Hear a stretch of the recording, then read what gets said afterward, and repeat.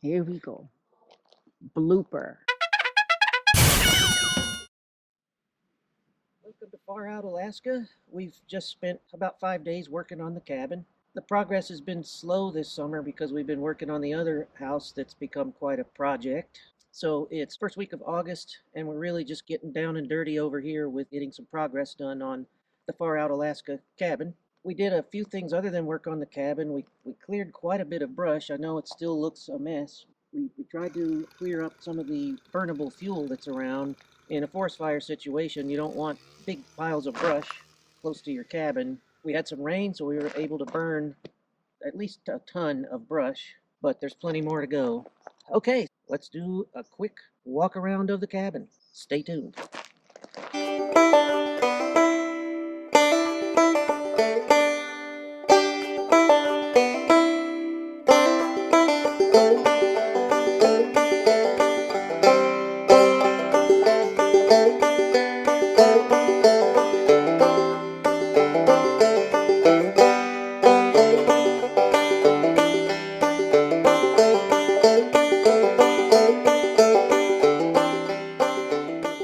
We finished the roof last year.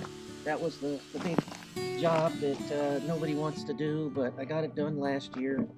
So it's dry. This year we've been started off focusing on getting some of the house wrap put on and the windows. And we got almost finished. We have one more window that I'll show you in a minute. It's going to be a bit of a trick to figure out how to get it in.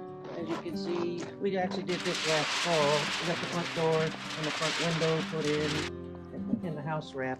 The wrap has to go on before the windows, so we just did the front side of the cabin. Actually, yeah, we did the window in the upper loft. I wanted to point out, people think that this structure up here is an elevated deck, but it's not. That's just a temporary structure so that I can work up there. In about a week, I'm going to be putting the siding on up there, and then this whole structure comes down. So this is not some hokey bullshit deck, because it's totally piss poor construction, but it's just a temporary scaffold. So it's house wrap all the way around.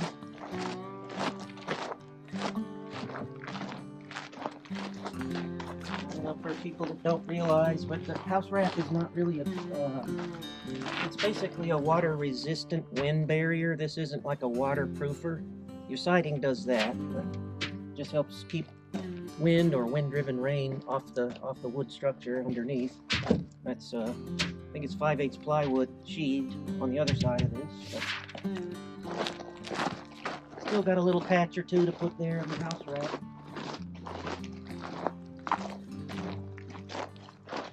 This is the challenge now.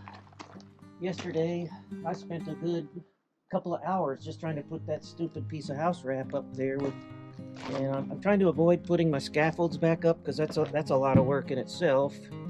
So I'm just sort of trying to tickle it all up there with a ladder at the moment. Still remains to be solved how we're going to install that window, because I damn sure don't want to carry a 40-pound window up that ladder and then try to hold it in place and level it up and screw it in from the outside. So probably going to end up hoisting it up with a rope and then having somebody hold it from the inside while I attach from the outside. That's for next week. But as you can see, we got all the ground floor windows put in.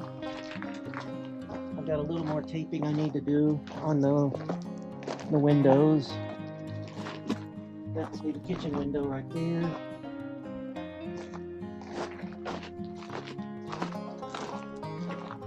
The expanded gravel that we had put in, we brought the gravel out another 12 feet. That's a huge help, both in stabilizing the gravel pad, but it also gives you plenty of room to work around the cabin. This is where we've been hauling a lot of the brush out of the woods.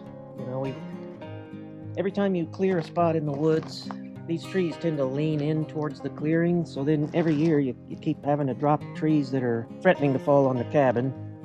You can see this one here is doing it. We also have the spruce beetles in the area, so a lot of them are dead. Spruce beetle comes through and does its damage, and then they're gone, but the tree just stands there dead for a few years. So excellent firewood, but Yeah. We want to go 50 feet clear, 50 feet away from the cabin all the way around. On the subject of fire protection, when we laid out the spot, I did a circular driveway, and we do have a volunteer fire department out here in the area.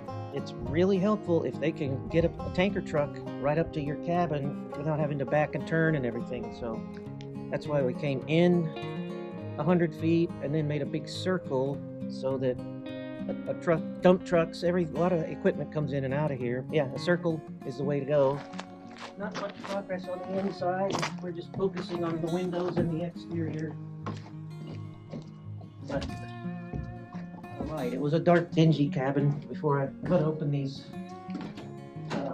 windows. Lets a lot of light in, and this is a temporary structure here, as I've said in other videos, but this platform here is a work platform. So in about a week, this is coming down also, so that'll let in some more light from the window upstairs. I'm going to close this off and make a utility room. That's where the battery bank, the water tank, the water pump will all stand in this corner, and then we'll have a little potty shower spot right here. So that's why this window is so weird looking, for ventilation or light. And the wood stove's been installed. Once we start working on the interior, then we'll put a proper hearth down here. That's just temporarily set up. It's burnable right now, but it's been 75 degrees over here so far most of the summer, so we're not complaining.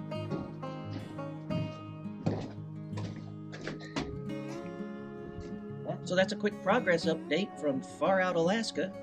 If you want to follow along, please hit the subscribe button. Feel free to comment, share this video if you know somebody else that's considering doing something like this. Thanks for hanging out with us in far out Alaska.